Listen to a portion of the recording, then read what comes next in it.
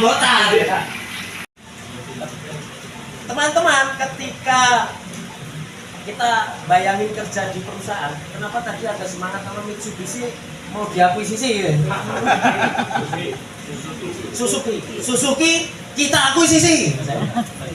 Nah, kata-kata Suzuki akan kita akuisisi itu kan sebetulnya ada ketidakpuasan kan saudara-saudara.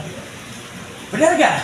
Kalau sudah puas sama Suzuki pasti nggak mungkin lah bicara seperti itu. Apa ketidakpuasan kita? Saya sebagai orang pekerja itu kan sebetulnya kalau bahasa tingkat tingginya itu sebenarnya bahasa filsafat itu hak cipta saya lah gitu. Teman-teman ini menghasilkan produk Suzuki yang kita pakai setiap hari. Istilah bahasa Indonesia Jawa Tengah ya, bukan bahasa Purwokerto yang ngapak. Yo ngapak ya. Nah itu kan apa yang kau ciptakan itulah yang menjadi hak, yang kau ciptakan itu menjadi hak. Nah, teman-teman kenapa mengatakan Suzuki perlu kita akuisisi? Karena teman-teman tidak diajak, jangankan memiliki Pak, diajak ngobrol untuk memutuskan nasib teman-teman aja enggak. Itu kan problemnya terus muncullah serikat kan gitu. Sejarah koperasi yang pertama kali yang saya sebut tadi di Rochdale, Inggris tahun 1844 itu karena itu. Jadi mereka bekerja di perusahaan pabrik tenun. Tapi ketika bekerja di pabrik tenun ini, mereka itu harus bekerja satu hari 18 jam.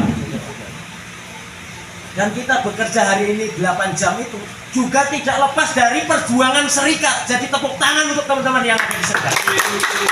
Saya menikmati 8 jam bekerja satu hari, tidak boleh lebih. Itu juga karena perjuangan teman-teman serikat.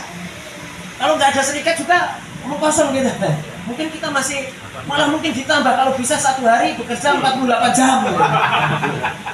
Mati kita tinggas sama kapitalis ini. Nah, salah satu yang membuat mereka itu kecewa dengan tempat mereka bekerja karena nasib mereka tidak ditentukan oleh diri mereka sendiri. Akhirnya apa yang mereka lakukan? Mendirikan koperasi. Apa kalau gitu bedanya koperasi sama Suzuki? Mas, saya sekarang tanya yang sudah koperasinya aset 30 miliar.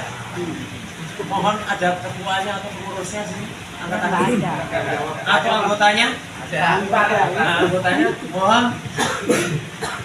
Tidak membedakan apa perbedaan koperasi jenengan sama Suzuki. Jenengan perusahaannya apa? Tekstil. Namanya perusahaan? PT Sunrise. Oh, Sunrise yang itu baju celana. Nah, produksi di Benang, Kemenkaran aja. Wah, aku berarti ngarang Pak. Ini ngarangnya nggak apa-apa. Sok tahu kan? Jenengan jelaskan apa bedanya Sunrise sama koperasi mobil? Kalau Sunrise kan sebuah perusahaan, sebuah PT yang memproduksi dan mempunyai karyawan jumlah yang banyak. Kalau koperasi itu didirikan dari sekelompok orang yang mulai dari nol untuk mulai iuran dari nol hingga terkumpul uang untuk mendirikan sebuah koperasi. Jadi atau usaha. Sedangkan kalau perusahaan atau PT Sunrise punya perorangan atau pengusaha, itu perbedaannya itu. Nah sekarang anggota koperasi atau pendiri koperasi ini bisa disebut pengusaha atau bukan? Pengusaha pasti. Berarti banyak ya pengusahanya. Pengusaha banyak. Nah sekarang apa bukan yang pemilik saham? Bisa seharusnya pengusaha tapi faktanya nggak pengusaha. Nah artinya teman-teman ini juga pengusaha. Jadi kalau ditanya Anda pekerja apa pengusaha? Pengusaha Pak. Mana kartunya ini? Kartu koperasi. Pengusaha apa? Pengusaha minimarket. Aset 30 miliar bersama-sama ribuan anggota yang kan bedanya cuma di situ. Kalau PT sudah ke pabrik juga sama, dia sudah dimiliki oleh jutaan orang, ratusan ribu orang misalnya. Lihat terus bedanya apa Mas? Sekarang coba jenengan berusaha menjawab. Itu kan berarti kan persamaan bukan perbedaan. Perbedaan. Ya kalau menurut saya nggak ada bedanya sih. Hanya bedanya ya tadi, hanya kalau dari koperasi didirikan oleh beberapa kelompok orang, kalau pengusaha kan perorangan. Tapi kalau secara umum sih nggak ada bedanya. Sekarang saya bertanya, koperasi ini menyelenggarakan rapat anggota tahunan enggak? Ada. Ada. Terus ketika mengambil keputusan di rapat anggota tahunan itu, prinsipnya setiap orang hak suaranya sama atau beda. Misalnya pengurus itu kalau sudah memutuskan yang lainnya diam. Tidak. Jadi ada perwakilan delegasi tiap departemen. Jadi mempunyai apa itu hak atau pendapat untuk disampaikan ke pengurus koperasi. Terus perwakilan departemen anggotanya ada berapa ribu? Ya, kurang lebih 1.000 lah. 1.000 itu diwakili berapa orang? Per departemen itu sekitar 15 orang. Mewakili satu. Mewakili Satu orang mewakili 15 orang. 15 orang. Iya. Berarti kurang lebih kalau 1.000 dibagi 15 itu ada berapa ratus? Tambah 1.500 berarti kan Ya 150 lah. 150. Iya. Anggaplah 150 lah ya. Nah 150 orang ini kan wakil namanya. Ya. Wakil itu kan kalau bahasa Jawa awak dan sikil. Mungkin kan. Awak itu tubuh, sikil itu kaki. Dia tidak boleh menggunakan tangannya, tidak boleh menggunakan mulutnya. Pokoknya cuma berangkat mewakili. Terus apa yang sudah disampaikan dari setiap anggota itu ditulis. Betul nggak? Betul, betul. Terus itu disampaikan untuk diakomodasi di dalam rapat besar. Ya, betul. Berarti orang yang ini boleh nggak nyoret ini? Wah ini nggak perlu, boleh nggak? Boleh aja. Boleh saja. Ya, nggak tahu yang diwakili yang akan dicoret. Itu namanya wakil yang tidak amanah kayak. Nah sekarang ini sebenarnya DPR itu bukan wakil tapi wakil. Awak sikil, tangan, cangkem, wakil taca. Betul. Apapun yang diputuskan bila kalian harus tidak boleh membela. Kalau membela pecat. Intinya bedanya koperasi sama bukan koperasi itu di situ. Itulah yang diperjuangkan sama para perintis koperasi pertama di Rochdale itu. Apa yang diperjuangkan? Nama koperasi pertama kali di dunia itu namanya adalah bahasa Inggrisnya itu adalah bahasa Banyumasnya itu adalah We are the Equitable Society Pioneers of Rochdale.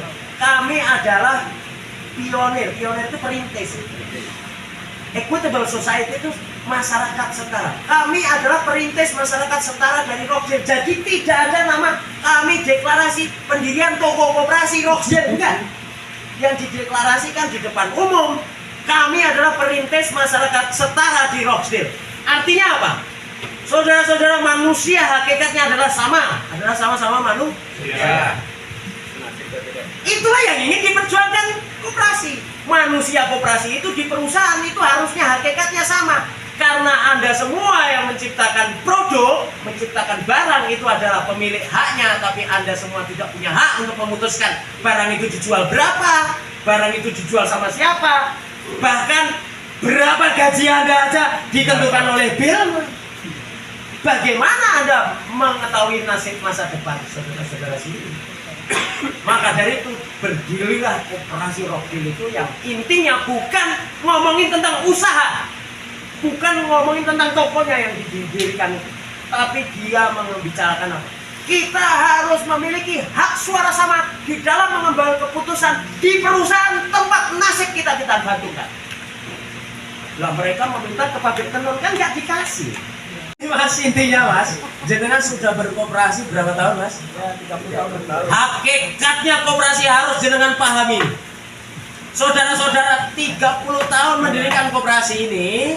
Dan yang teman-teman yang baru memulai, dirikanlah koperasi itu bukan untuk mendirikan usaha, tapi dirikanlah koperasi untuk merebut kesetaraan manusia di tempat kerja.